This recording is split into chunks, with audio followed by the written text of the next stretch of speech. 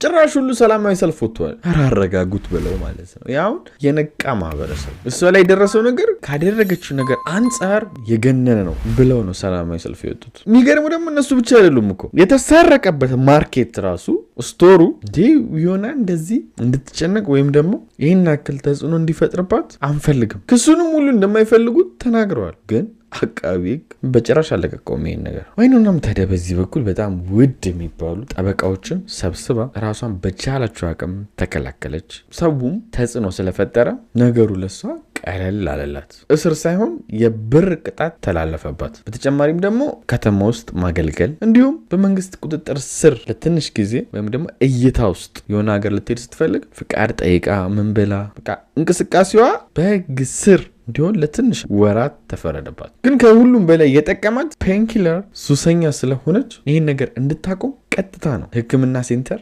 እንድትከታተል የተደረገው። አሁን እኛ የነገርኳችሁ ነገሮች ግን ከነበረው ተጽዕኖ አንፃር ጥሩ ነው። ችግሩ ግን ስራዋ ላይ በጣም ነው አፌክት ያደርጋል። ትልልቅ ፊልም ላይ ከነ አደም ጋር ስትሰራ እንዳልነበር አሁን ማንም አይፈልጋት። ልብ ማለት ያለባችሁ ግን እዚህ ሁሉ ተጽዕኖ ውስጥ የከተታትና እዚህ ሁሉ ችግር ውስጥ የከተታት የምትጠቀመው ፔንኪለር ነው። ጭንቅላቷን ማይሆን ነገር እንዲያስብ ያደርጋት። አመታቶችም አለፉ። ቢሆናን ሁሉም ሰው ረሳት።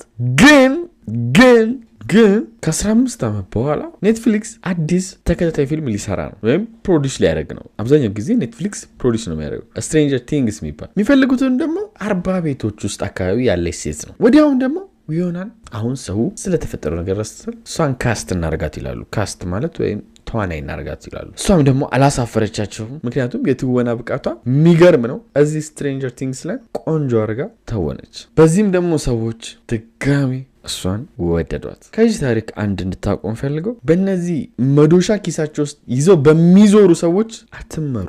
ኔጌቲቭ ጭንቅላት ባላቸው ሰውን ሁሌ ለመጣል በሚፈልጉ ሰዎች አትመሩ። የሰው ልጅን ስተት ብቻ ከሚፈልጉ ሰዎች አትመሩ። እኔ ማን ነኝ ብሎ የሚጠይቅ ልብ ይኖራችሁ። እሱ እንደዚህ ያደረገ ይሄ ባለጌ ይሄ መጥፎ ስትሉ ማን እንደሆናችሁ እራሳችሁን እዩ። ይዛ ሰው ማንነት በጋድ ስለወጣ እናንተ በጋድ ያልወጣ ስንት ጉድ አላችሁ። እራሳችሁን እዩ። የዛሬው ታሪካችን ይሄን ይመስላል። በቀጣይ ቪዲዮ እንገናኛለን። ወዳችኋለሁ። ባይ